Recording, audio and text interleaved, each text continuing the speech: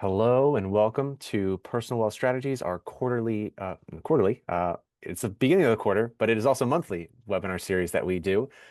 So we have a wonderful presentation prepared for you by Ginger and Christy, and I want to make sure to give them a proper introduction because their backgrounds are quite impressive and really looking forward to the education that they're going to provide today. And they're an education service first firm, and they want to make sure that you're well educated on all of your different options when it comes to senior living, hence the Silver Bridges Consulting, Senior Living Consultants, Christy and Ginger. And Christy, particularly, first, she brings that heart of service, as I said, over 20 years of expertise in the senior living industry, spent a decade as a senior leader for one of the nation's top 5 senior living organizations. She also served as vice president at Well Systems, where she helped advance remote sensor technology, helping to detect pre-emerging health conditions, specifically with senior living residents. She was the VP of Operational Excellence at Empower Me Wellness, played a pivotal role there in delivering ancillary services to 1,000 communities across 40 states, enhancing that continuity of care for those in senior living. And then Ginger, she brings more than 25 years of corporate leadership experience, coupled with the personal insight as a long-distance caregiver for her mother, who had a memory impairment. Her firsthand experience navigating the complexities of finding the right senior living community for loved ones gives her a unique perspective and deep empathy for families facing similar challenges. So Christy and Ginger, thank you for joining us. Your professional expertise, combined with your personal journeys, will provide invaluable guidance for us today, and I'm really looking forward to this presentation. Thanks, Justin, and thank you, David, for having us on today. I'm Ginger. And I'm Christy. Yeah, sometimes we forget to say that. And it's just a real pleasure to be with you all today. This is going to be jam-packed with information. So, um, as we go through, at any point in time, if you have a comment or question, if you would use the Q&A at the bottom of your screen, and what Christy and I will do is incorporate a lot of those comments into the content that we're reviewing with you today. And certainly if we don't get to something, you'll have our information, or certainly reaching out to Justin or David as well, and we'll get you those answers. But we should be able to hit them all. Sound good? Sounds good. All right, let me do two things. I'm gonna slideshow. Let's do that there. And then share my screen. Great. Everybody should see your expert guide to senior living. Does that sound good? Yep, David? Awesome. looking good. Excellent. All right, very good. Excellent. All right, let's do Do this. it. So, I want to start out and just give you a little bit of an overview of who we are. So, as Justin mentioned, a lot of years of experience in this business. We also have that personal understanding of both having been caregivers for our parents. So, we know how emotional this journey can be, and what a difficult, complex decision it is. We are a consulting firm and very hands on, very high touch. We spend about 45 hours with every family that we help. So ultimately, our goal is really to educate and empower those folks that we're working with the information that they need in order to make the most informed decision for their loved one. Because this is a big decision, and it's one that you certainly don't want to get wrong. And you don't want to have to do this more than one time. Really, the goal is to make this move and have it be a place where you can age in place. So that is what we are committed to, is helping you find that right location. Now, we're going to dive in here with talking a little bit about the senior living landscape and sort of what's happening with this. So, I'm sure you are seeing new communities pop up where you are. They are popping up everywhere across the country. We have approximately today about 30,600 senior living communities in the US. Those numbers are going to continue to increase. Now, the interesting part with this is I will share with you that by the end of 2030, we are going to be, as a country, about 800,000 units short of apartments, or units, however you want to term that, to be able to take care of folks that are going to need it because of how people are aging. So beginning the end of this year and going through the end of 2027, there are going to be 12,000 people a day turning 65. So we really are seeing this huge shift with what's happening with the population. This isn't just happening too in the United States, it's really happening globally. So by 2030, 1 in 6 people in the world are going to be over the age of 60. So it really is quite a shift that we're seeing. Now, there are over 250 senior living communities within about a 30-mile radius of that Trenton metro area. So you can imagine how confusing and overwhelming this decision can be. So that's why really finding the right community and being able to separate those out that may not be as operationally sound from those that are can be a very challenging proposition. Yeah, and that this sort of we picked Trenton just to give you a perspective, but in every major metro across the country, this is what you're seeing in terms of the number of communities available. And we always get the comment, well, wow, they're being built. You know, why so many communities? And as Christy said, even then, you still have waiting lists at many of them, 1 to 3 years and longer, as well as just of the future may not be available for everyone. Yeah, very true. Very true. So the types of senior living options we're going to talk about today, this is really how this landscape is structured. So you've got one option, which is called life plan communities, or you may have heard them referred to as continuing care retirement communities. These are large campuses. They're the largest of all the options. You're going to have the most residents that live on these campuses, and the majority are going to be living in independent living.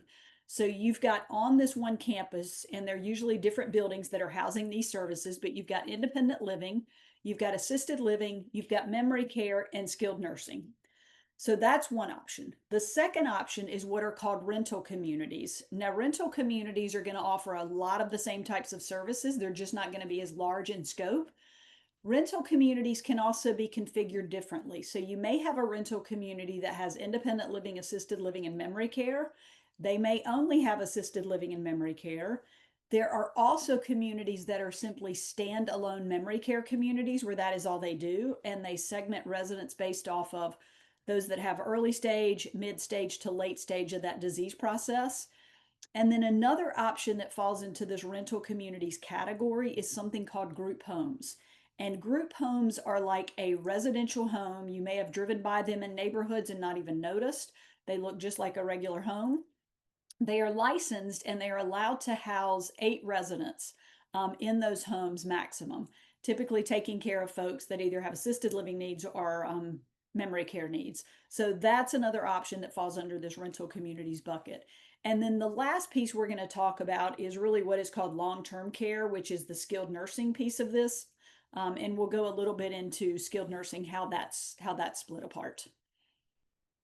We're going to start out today and talk about the life plan communities. And also this is CCRC is the same thing, continuing care retirement communities. That was really kind of the older phrase that was used or terminology. They're now called life plan communities. So these communities, as I mentioned, are going to have independent living, assisted living, memory care, and skilled nursing all on that one campus. You do have to be 62 years or older to qualify. They are going to have various room styles. So many people think they're going to have to really downsize significantly, and sometimes that's not necessarily the case. They have apartments that range from 800 square feet all the way up to 2,600 plus square feet. So these are one bedrooms with den, 2 bedrooms, 3 bedrooms. So lots of options available there. These communities are going to offer on-site physical, occupational, and speech therapy services.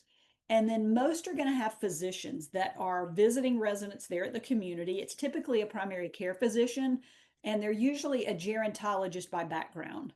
So in addition to that physician, you are welcome to keep your own doctors. You don't have to see the doctor that comes to the community. Many residents opt to do that simply because it creates greater continuity of care. And it just makes it much easier. If they need something, they can get what they need much more quickly than having to schedule an appointment and leave the community for that, because the nurse is interfacing with that physician.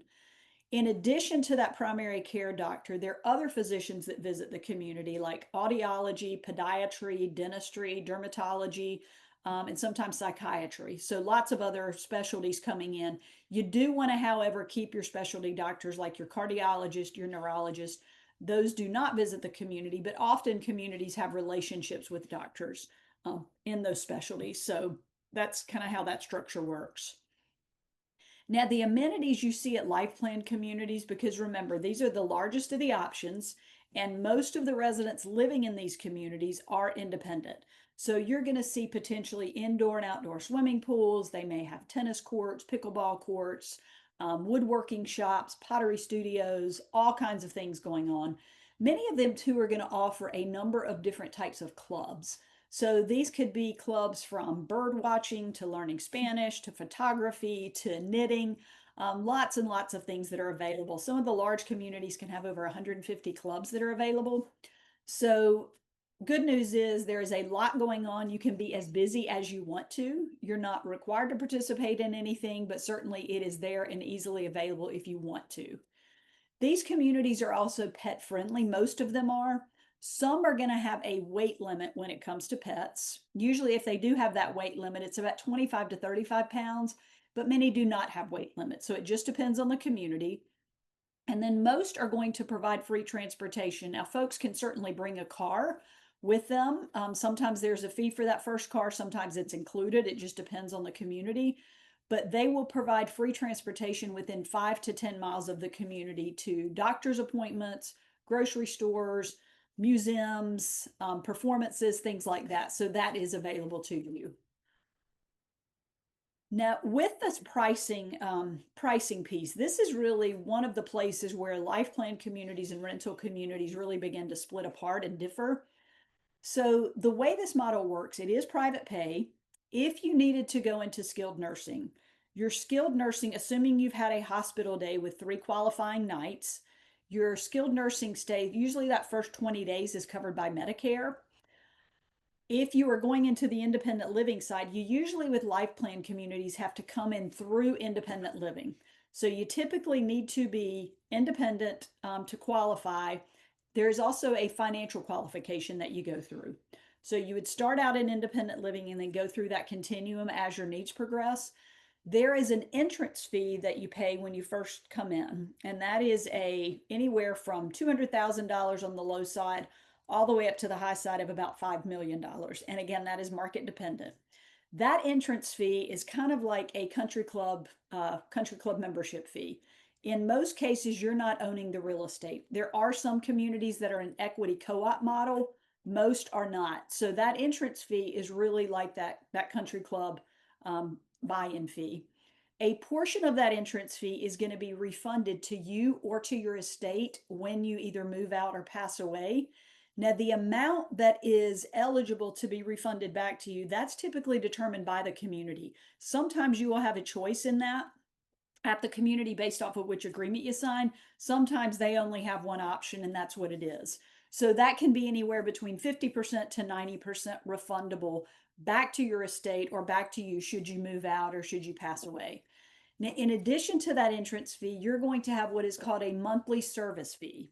And monthly service fees average from a low side of about $3,000, and some can be lower. There's some that are $2,500, up to a high side of about $7,500 a month.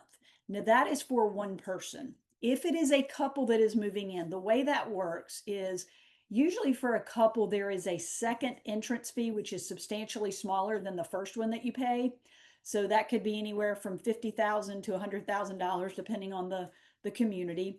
And then there is going to be a monthly service fee as well for that second person that ranges between about $1,000 to $2,500. So one thing you can expect with life plan communities or rental communities is going to be an annual cost of living increase. Now that ranges anywhere from that national average right now is about 5 to 6% what we're seeing. There are some that are 2 to 3%. We have another one in this market, which is 7%. So it just, again, really depends on the market and the community. Just to go back real quick to that monthly service fee, that rate is dependent upon the type of apartment that you're buying. So, or you're moving into. So the larger the apartment, the larger that fee is going to be. The smaller the apartment, the smaller that fee will be. There are a number of different contract types when you're looking at life plan communities. We're not going to spend any time on this today because it literally could be a whole hour webinar that we did on this. The important thing to know is to understand if you're looking at life plan communities, what type of contracts they offer and what it is that you're signing, just so that you know what does that mean with regard to my fees, when and how are they going to increase, and what does this give me access to? So something really important just to pay attention to. All right, in that base fee, so with independent living, you're going to have some kind of meal plan. Typically, it averages out depending on the dollar. Some communities use a dollar amount, some communities use a point system. It averages out to be about 20 to 30 meals per month is what what you could expect. In addition to that, many communities do include biweekly housekeeping where they come in, they clean your whole apartment. Some will also do linen service. So they will do towels and sheets for you as well. But again, that depends on the community. And then if you're looking at having to move into assisted living or memory care, this is true whether you're moving into a life plan community or a rental community. Assisted living and memory care across the country, this is a state regulation. They are required to provide 3 meals a day, daily housekeeping, weekly house cleaning, trash removal daily. They do laundry, which is usually on a weekly basis. You can have that done more frequently, but often there's a cost associated with that. And then it includes access to all your activities as well as to that scheduled transportation. So that's going to be true across the board if you're looking at an assisted living or memory care option. Now, I want to talk to you briefly about just how these communities are licensed. So in the world of skilled nursing is licensed nationally by Medicare. So Medicare uses a 5-star rating when they license skilled nursing. A 1-star is the worst, a 5-star is the best. Senior living is all regulated by state. So there's no national regulating body that oversees senior living. It's all state by state specific. Every state has their own regulations and they have their own regulating body. The organization who regulates is usually either the Department of Social Services, Department of Health, Department of Aging Services, something like that. With the CCRC model, or the Life Plan Community model, their independent living is the one that's different in this equation. Their independent living is actually licensed by the Bureau of Insurance for that state. So what that means is an inspector comes in about every 3 years to look at the community, understand the financial viability, make sure that they're operating above board and doing what they should do. So that's independent living for life plan communities only. It's the Bureau of Insurance. If it is assisted living or if it is memory care, it's going to be either Department of Health, Department of Social Service, Department of Aging Services, something like that that's coming in and regulating. They are going to be coming in to inspect that community much more frequently. Usually it's once a year, depending on the type of license they have. When they do that inspection, they are spending a couple days on site. It's an unannounced visit. They come in, the community knows a window of time when they're going to be showing up, but it really is unannounced. And they look through everything. So they look at resident files, they look at care plans for residents, they look at the dining program, they look at incident reports, staff training, you name it, they look at it. And they can actually give that community what are called deficiencies. So a deficiency is essentially something that the community is doing that is outside the scope of the state regulations. Now, deficiencies can be something as simple as a resident didn't sign a fire escape form when they moved in, or it could be something more severe and urgent, like there was an issue with medication management and a resident didn't get medications when they should. So they can really vary, but what's important to know is this information is public. And we always encourage folks to understand who regulates senior living communities in your market and to go online and look for their last state licensure visit. Now, it can be hard to find. And once you find it, it can be also hard to sort of make heads or tails out of it because it's often written in very senior living nomenclature or medical, depending on what the violations are. But important for you to be aware of that, and important for you, if you're not working with somebody like us, to make sure that you're looking at that or asking about this. Communities will know how they did on state surveys. So you can ask, many communities have it posted, but it's one question you should be asking when you go to a community if you're looking at it. How did you do on your last state survey? Very important to find out. Had a great question here, which says for CCRCs, is there any cap on increases for monthly fees? So we have not seen a community where there is a cap on it. It is typically just based off of a cost of living increase. Typically, we don't see that. Some communities on the rental side, we will see where memory care, sometimes assisted living, it's more of a bundled rate. So you're paying one lump sum kind of for all the services. but there's still going to be fee increases that happen with that. Yeah, so not something we see. The other thing to be aware of with life plan communities is some of them have what are called benevolent funds. And a benevolent fund is a fund for people who, if they spend down all of their assets and go through that by no fault of their own, they don't go to Las Vegas and gamble it all away, they could be eligible for this fund, this benevolent fund. I will tell you though, in order to move into a life plan community, they do such a good job qualifying people financially. They don't have to leverage that fund that often. But it is there in some cases, depending on the community, for folks that need it. Yeah, yeah. So when we had COVID, you may have said this, I'm sorry if you did earlier, that because the rate increases are the biggest expense are going to be the expense of employees within a community. So whether it's rental, whether it's CCRCs, the driver typically of cost of living increase will be determined by that. And that's why, during the time of COVID, when it was really, really challenging for communities to be able to find caregivers, that we saw increases 12, 13%. 13%. Yeah, it's crazy. So thank goodness that's leveled down, and we hope we never see that again. Yeah, absolutely. Yeah. All right. Okay, we are going to shift directions here, and I want to share some information with you about rental communities.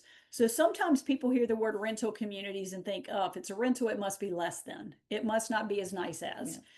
That is not true at all. These communities are as nice, as beautiful, provide as great care as a life plan community.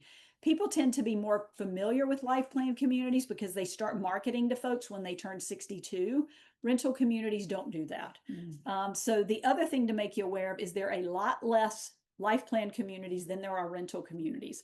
Of that number that we saw in the beginning, that 30,600 number, of that, only 2,200 of those are life plan communities. So the lion's share of what's out there are rental communities. Now, these, as I mentioned before, can include a mix of, they can be independent living, assisted living, memory care. They can be only assisted living and memory care, or they can be memory care specific. So same types of options with regard to room styles. You've got a lot of choice in that. Some have studios at 400 square feet all the way up to 2,200 square feet plus. They are going to offer on-site physical, occupational, and speech therapy, just like the life plan communities. And they're going to have those physicians, those primary care doctors that see residents there. Again, you can't keep your own doctor, but if you want to see the doctor there, they're going to have them on site, in addition to those other services like the podiatry, the dentistry, the audiology, and the dermatology. So those will be coming in as well. So it's still providing that continuum of care. So let's make sure folks get that one. And then the other thing, when we talked about life plan communities where you really need to come in, required mostly in most communities, and an independent, as independent, okay, that you can take care of yourself for a certain period of time. Within rental communities, you can come in as independent, or if you need assisted living, you can enter in the community that way, or memory care. So a bit more flexibility there. Absolutely. And sometimes with life plan communities, if they have availability, they will allow residents to move in at an assisted or memory care, but that's not the norm. Yeah. So amenities at rental communities. Now, these are going to be smaller in size than the life plan community. So when you think about a life plan community, the number of residents that live there is anywhere between about 500 all the way up to 2,500, 3,000 residents. Rental communities tend to be around that 80 to 250 residents is sort of the sweet spot with rental communities. They're going to have similar amenities. They may not have the indoor-outdoor pool, but may just have an indoor pool. They're going to have art studios, movie theaters, fitness centers, on-site salons where they do spa services, massage, things like that. Going to offer a number of activities a day, every day as well. They will have clubs too, but not 150 different types of clubs. They may have 25 to 30 types of clubs that they offer. They're going to be pet friendly as well. Some are going to have the weight limit, some are not. And then free transportation is going to be available here as well within that 5 to 10 mile radius. So that's true across the board. Now the pricing, again, this is where they really differ. So the biggest differences between a life plan community and a rental community are, number one, rental communities do not have skilled nursing on site. So that is not necessarily a bad thing, because there are life plan communities that have skilled nursing, but it is not a 5-star rated by Medicare. So sometimes, you know, if it's not a great skilled nursing operation they're running, then it's not a huge benefit to you. But rental communities do not have skilled nursing, but there are lots and lots of skilled nursing facilities in markets. So that's one thing that some people prefer. Others, it really doesn't matter. In order with a rental community, in order to move in, you're not going to have that huge entrance fee like you had in the life plan communities. You have what is called a community fee, and it is substantially smaller. So that community fee is a one-time non-refundable fee. It's sort of like a security deposit. You just don't get it back when you move out, but that money is used by the community to refurbish the apartment when someone does move out, to get it ready for that next person with new appliances, paint, carpet, whatever might be needed. That community fee is going to range from the low side of about $3,000 to the high side of about $80,000. Now, what we see on average is about $10,000 to $20,000 on that community fee. In addition to paying that, you're going to have a monthly rate. So that monthly rate is going to be determined again by the size of your apartment. And that rate can range anywhere from about $4,000 a month to $12,000 a month. Again, a studio is going to be less expensive than a 2-bedroom. And if the apartment has a great view or it has a nice patio or balcony, there might be a premium on that. There typically, with this option as well, there's going to be that second person fee if a couple is moving in. The one thing you don't have is the community fee is per apartment, not per person. So in the life plan community, you may have 2 entrance fees, one substantially smaller for that second person. This community, there's one community fee for the apartment. You then would have a second person fee as part of that monthly fee, which could range anywhere from about $1,000 to $2,500. This option is going to have the same cost of living increase. And then in assisted living and memory care, now this is going to be true whether you're moving into a life plan community or a rental community. When you move to assisted living or memory care, that's when you would start to incur what are called care charges. So care charges come into play when you actually need support with activities of daily living. You may have heard the acronym ADL. What that stands for, what that means is help with bathing, dressing, grooming, toileting, and meals. So those are your activities of daily living. And when you start needing support with those, that's when you would start to incur care charges. The way a care charge is determined is the nurse at that community does an assessment on each resident before they move in. So if a couple's moving in, you could have 2 people at very different care levels. One person could need care, one person may not need anything at all. But they do that assessment to determine how much care a resident is going to need. And then there's another assessment done to determine if they got it right 30 days later. If somebody's coming out of skilled nursing, they may not need as much care after they've recovered a bit more. So that care level can fluctuate. In addition to a care level, some communities are going to have what is called a medication management charge. This is when you're not able to give yourself your own medications, whether that's through physical means or cognitive means, you go on what is called the medication management program. With this, it's determined based off the number of medications that you take and the complexity of those medications.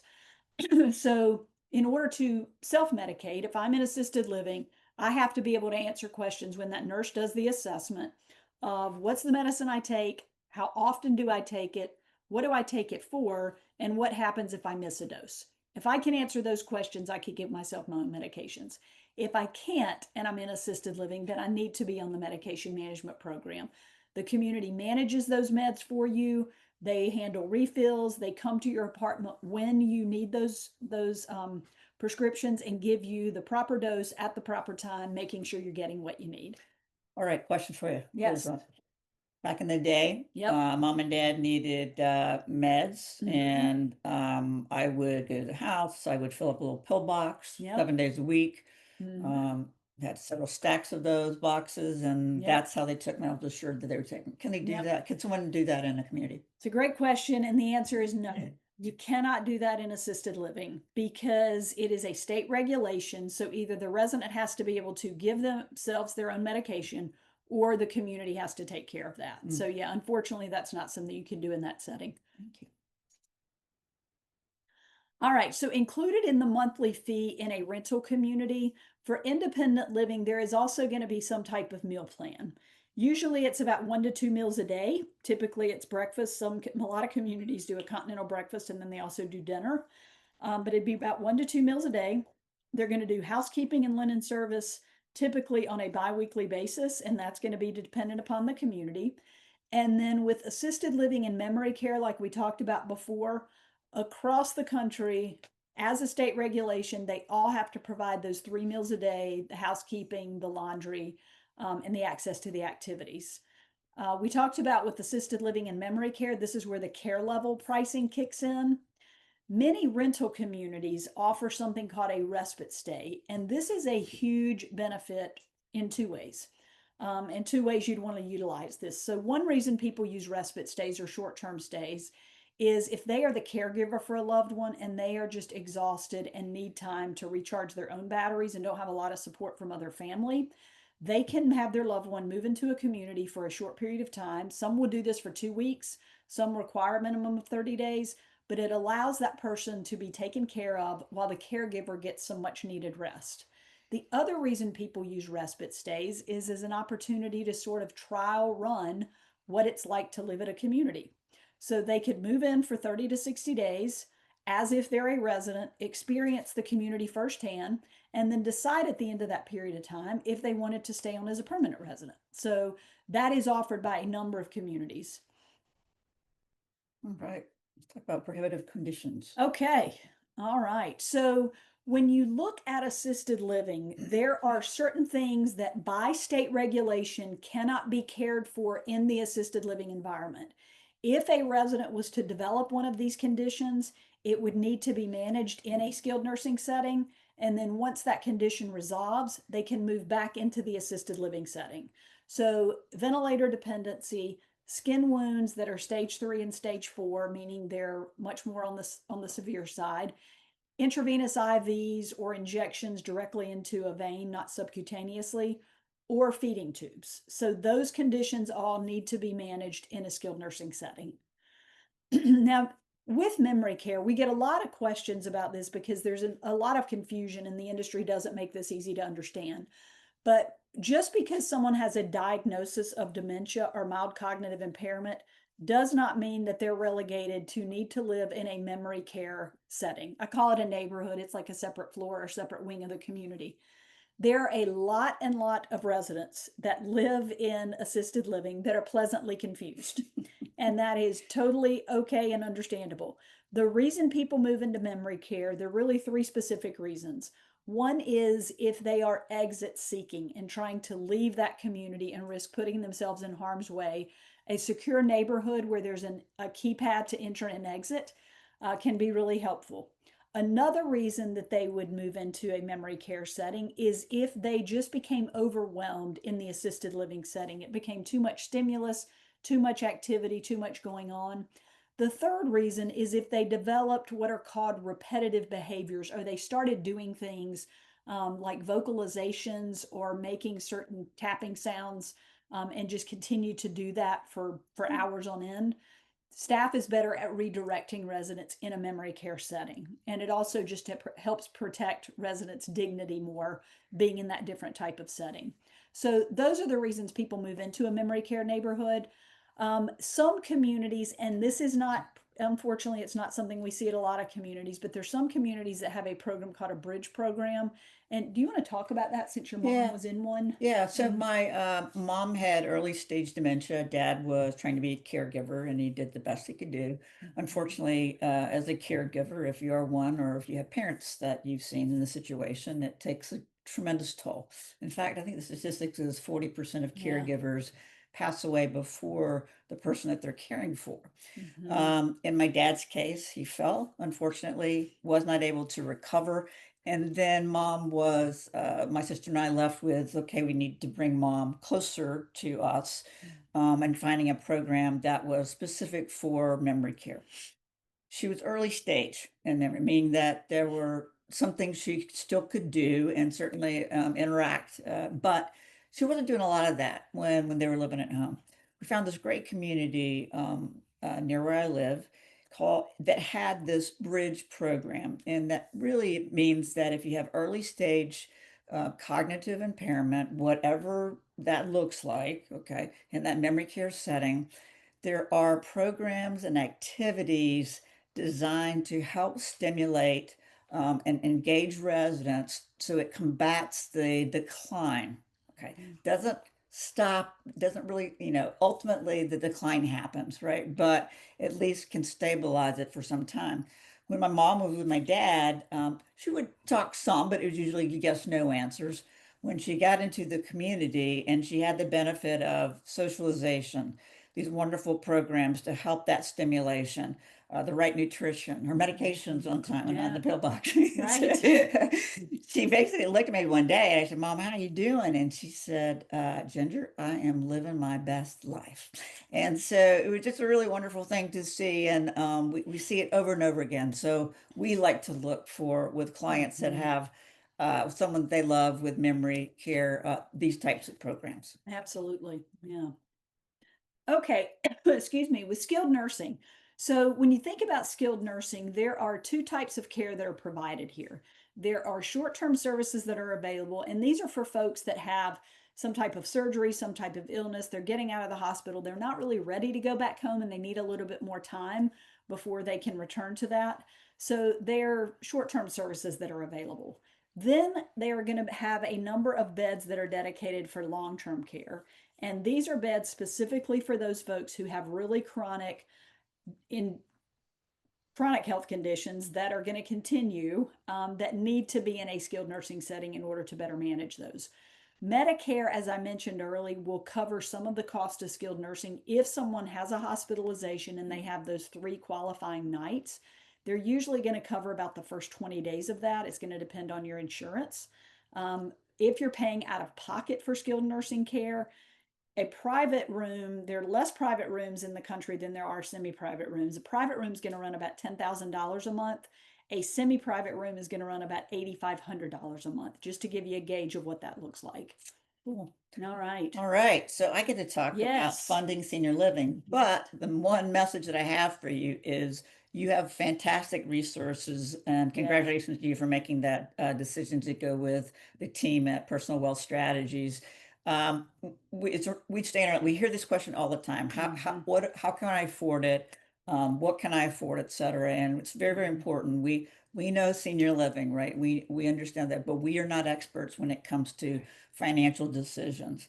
We can help with understanding what those financial implications are, but in terms of having experts to really understand how your investments will over time and to model that, that's your financial advisor. I will say the general rule though, if you think about a life plan community or the CCRCs as they have been known, many people have to sell a home. Okay. Some folks have That's not true necessarily with rental communities, just primarily the CCRCs. Just the CCRCs. Yeah. Long-term care insurance, if you have it, fantastic. Okay. Because long-term care insurance, every policy is different, but typically will kick in when someone needs 2 activities care of daily living covered. Okay. Now, long-term care insurance will also provide that same requirements for someone for in-home care. So just know that. But communities are very skilled with working with long-term care insurance providers and can provide you the documentation that you can then send in to get reimbursement. And we've had some incredible success stories with assisted living and memory care being taken care of by their long-term care insurance policy. Fully covered, yeah. Yeah. There's a program that we're not going to go over today, but it's for veterans. Reach out to us, please, and we'll leave our information. If you are a veteran or a spouse of a veteran, there can be some supplemental income around that, and as well as something about contributions for family members. Okay. Within every market, there also are lower cost options. Those are different in every market, and unfortunately, it's really hard to find a list of what those are. The general category is called auxiliary grant beds. And these are when a community is being built within a municipality, usually there's going to be requirements for that community to provide X number of units, apartments, however you like to look at, for folks who need some sort of income supplement. okay, less expensive, if you will. So there are criteria that has to be met. That is, again, going to be depend on that community. But how would you know? You don't have a list, unfortunately. So it would be calling into those communities or researching to see when you made that call, do you have auxiliary grant beds available and what those requirements are. In every community as well, there are some moderate and low income senior housing communities. And then there also are adult day centers. I happen to be on the board for one in the general area in Washington, D.C., and it's for folks with cognitive decline, which is fantastic. It's like that whole respite stay conversation that Christy was talking about. If you're a caregiver of someone who has memory decline, these are adult day centers that where they can go and have programming that's fantastic, health, nutritional, all that taken care of at much less of a cost. Okay, so that's something that can happen as well. People want to stay at home as long as possible. And this is going to answer the question I have about what does it cost and how does that work? If you want to age in place as long as possible, I want you to think about this. I want to just share the financial implications and where it makes sense. One is that if you were to have companion care, so that would be someone to help with any of those ADLs, as Christy talked about, as well as take you grocery shopping or to doctor's appointments or whatever needs to happen. Those are folks that just provide that level of companion care. These are not nurses, okay? Typically, there are in every market, there are going to be organizations that help provide this level, folks with this level of care. Typically, they have a 4-hour minimum shift, 2 to 3 days a week. Okay. And the average price range is going to be from about mid-30s to dollars an hour to the high $30 an hour. But think about it this way, is you may only need them for an hour, but it's a 4-hour minimum shift you'll have to pay for. So something just to consider.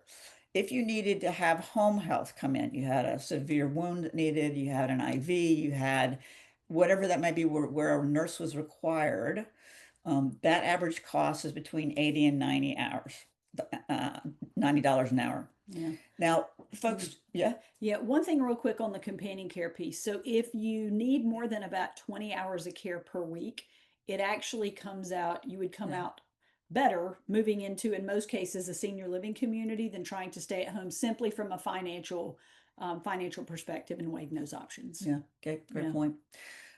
In every market as well, something that many people don't know about is called a neighborhood village. And this is literally what they are. And this is a neighbors helping neighbors concept. There are 280 across the country.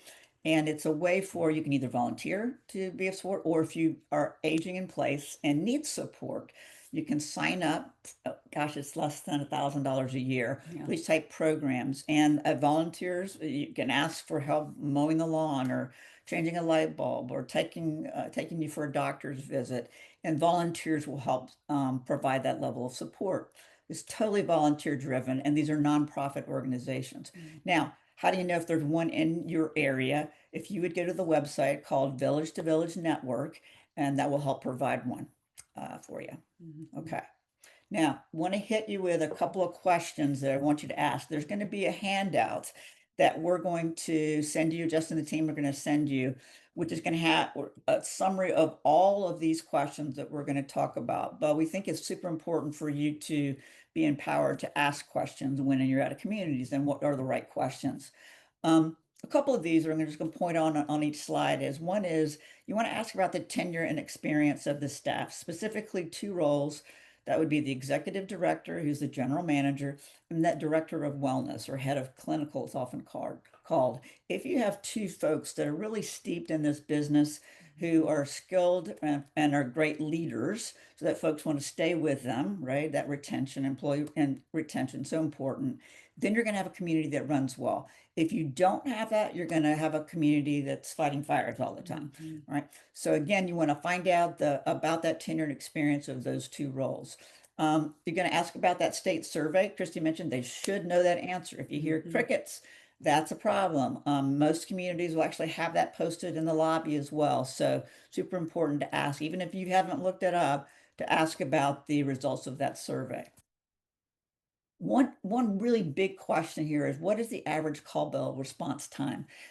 And what that means is that if you're in assisted living or specifically, you get a pendant, a watch, something to wear, where if you press that, right, that means it's going to ring the folks, care providers at the community that you are in need of something. Now, some folks hit that when they can't figure out how the TV works, okay, or something's going in there. But think about it this way: if you were to have a fall, you really needed someone to help you with whatever that looked like.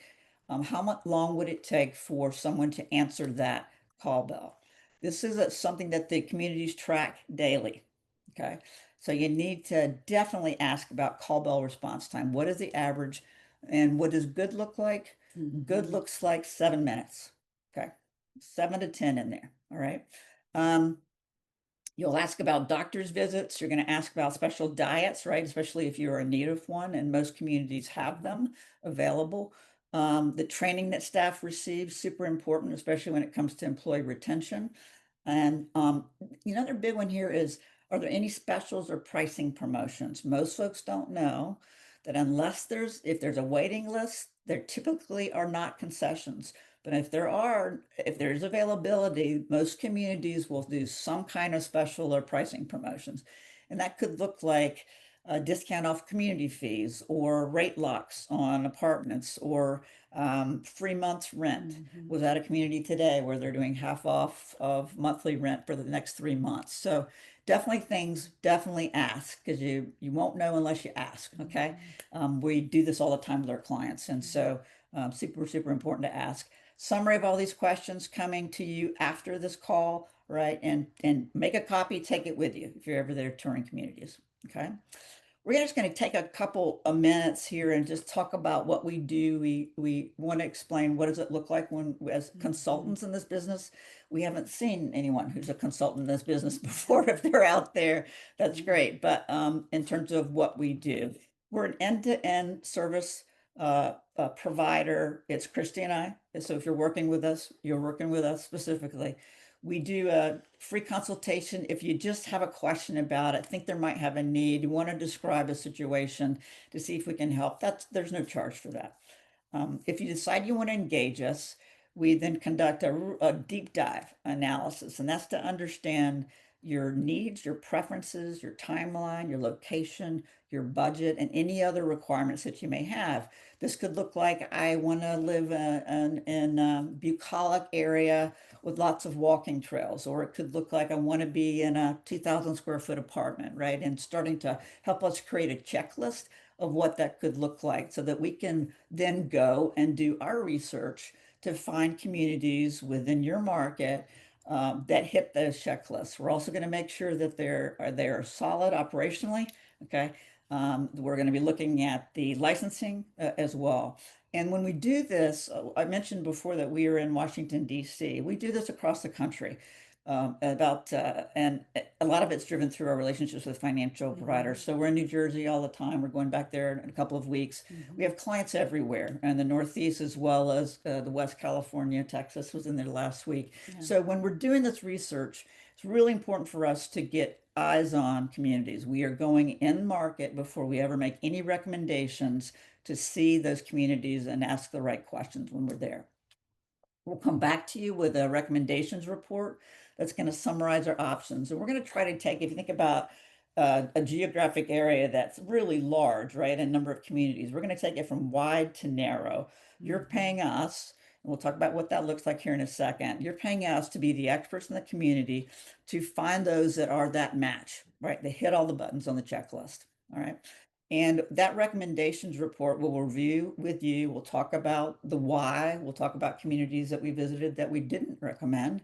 We'll give you detailed information, much of what we've talked about here today, as well as pricing. If you're independent, what does pricing look like as that independent living with a 2-bedroom, if that's what you're interested in? But also, what is it going to look like at assisted living? What could it look like at memory care? That's as great and important information to take to your financial advisor, who will then be able to model out how long your money's going to last. Okay. So really important. That's how we work hand in hand with the financial advisors.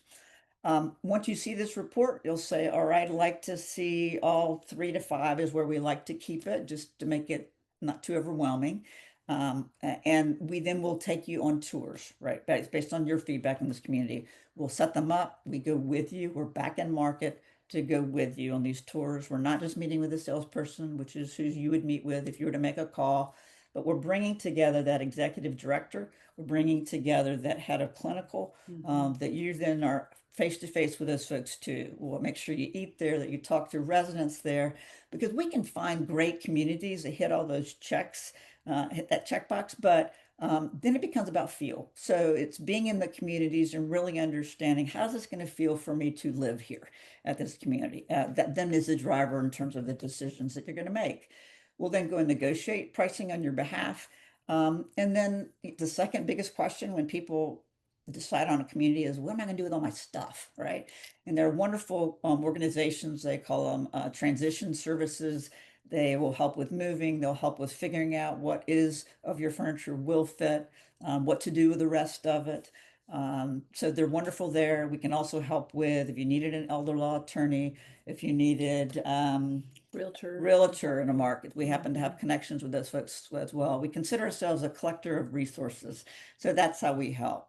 So our goal then is to go end to end from first, let's make sure we get it right in terms of what the qualifications are, through getting you to the community. And then past that, we want to be a part of meetings that occur at communities, which are care plan meetings, just to make sure that we're continually in the loop, that you're completely satisfied and you're being well taken care of where you are. And then we're just helpful resource as you navigate. The way we work from a cost standpoint is that we charge a one-time flat fee. No matter how much time we're spending, of course, you mentioned in the beginning, on average, it's 45 hours plus. It is $9,500 flat fee, and that covers a 12 months of our services. If you need more than that, then it just goes to an hourly rate. 12 months is plenty of time to cover what your needs are going to be. We can operate very quickly. If you want to take your time, we can meet that as well. So in fact, our last trip to New Jersey, we were there in 2 days because there was a crisis situation. Which leads me to parting words of wisdom. Yes. Your favorite slide. This is my favorite slide. And I like this just because I feel like it really encapsulates everything that we've talked about today. So first and foremost, I want to thank everybody for being here, because being proactive is the first order of business. This is one area of life we do a terrible job planning for. We plan to have a child, we plan to buy a house, we plan to get married. We don't plan for what's going to happen or what should happen when I can't live at home or shouldn't be living at home any longer. So make sure that you have a plan, because everything is okay until it isn't. And the last thing you want to do is wait for a crisis to strike before you start looking at this. You don't want to make this decision from an emergency room, because if you do that, you really don't have agency in this decision. The decision has to be often made for you based off what's available and where you could go. So please don't put yourself in that situation. If you're looking at aging in place at home, which many people want to do that, our only recommendation is that research is showing how much isolation impacts the brain, and it really exacerbates cognitive decline. So make sure that if you're aging in place at home, you surround yourself with a sense of community, and you or your loved one aren't just seeing a caregiver every day, but you actually are involved somehow in the community, seeing other folks. Many of the life plan communities, that first model we talked about, life plan communities have a 1 to 3 year waiting list in independent.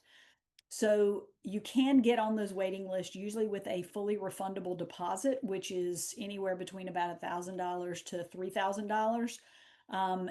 Great idea to do that if you've identified the community you want to be at, to get on that waiting list. In most cases, if they call you to tell you they have your apartment available and you're not ready to move in, you're not going to lose your place in line. You can just say, I'm not ready yet. They'll go to the next person on the list, but you stay where you are on that list.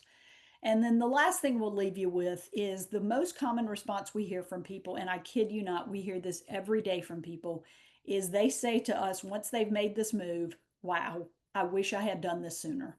People just don't realize that moving to senior living really can be a wonderful next chapter. Many people are afraid of it because they think it's the old days of what a nursing home used to look like, and it is anything but that today. So this can really be a wonderful chapter of life for people, and where they find new purpose and new things to be engaged in, and make new friends. So yeah, with that, we will leave you here with our contact information. So if you want to reach us, Silver Bridges Consulting, you can see our website here, silverbridgesconsulting.com. If you want any information from us, please visit our website. We have a lot of resources there for you. You can also see our phone number there. So just let us know how we can help you. All right, going to turn it back to you, Justin. Awesome. Thank you so much, Christy and Ginger. Fascinating presentation. There's so much there, and it is overwhelming potentially for somebody looking at this on their own. And that's why having you guys, the experienced people by their side to help identify the different communities, go through the different decisions, make sure they're asking all the right questions, making sure they're negotiating the best available pricing. And, you know, the $9,500 flat fee, I don't know if you can speak into this a little bit as well, but I mean, the client is paying you. So you're Right. working for the client. You're not, you know, backed by any of these Right. facilities. And Right. so, and then on the negotiation side as well, do you have some numbers or some research that you've done in terms of like clients that work with you, how much better pricing that they're getting and savings on average, Yeah. because it's offsetting a lot of that fee? We Great were question. doing the math the other day as again outside of communities that have waiting lists, right? But there are some of those that in 90% of the cases we're able to get concessions for our clients and more than what they're paying us. So it's not unusual that we can get $10,000 plus when it comes to incentives and concessions. Yeah, wow. I mean, so they get basically your services for Yeah. free because they're getting that on the back end. And you know, I did an event at a senior living home in North Jersey, and I was blown away by like I wanted to move in there. Like they had all these different fun activities, like an outdoor area, like it looked like fun.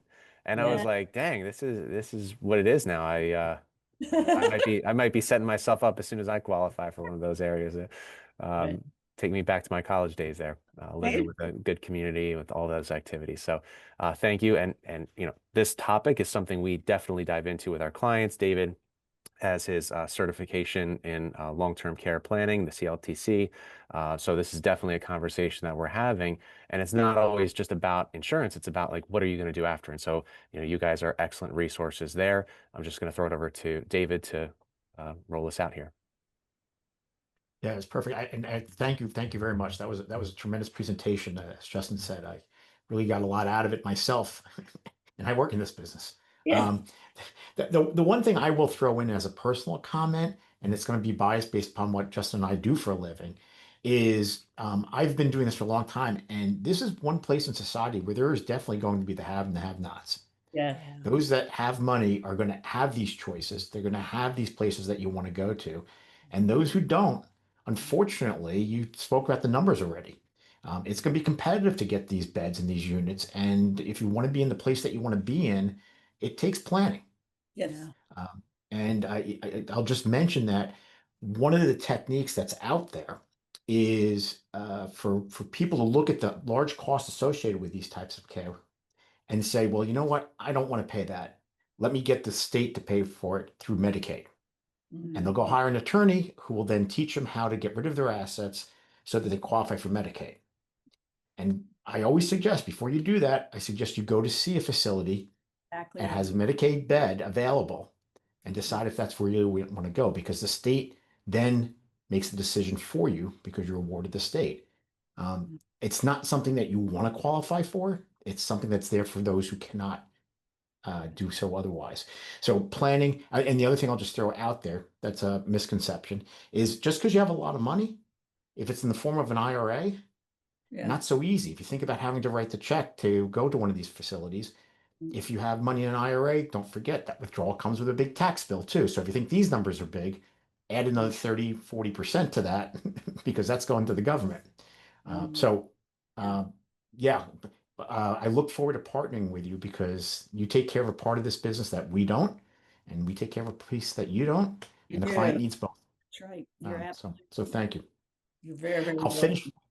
This will be my final thought, and that is this just shows you that Silverbridge Consulting and Personal Strategies clients are always ahead of the game because November is Long-Term Care Awareness Month. And we already got it done in October.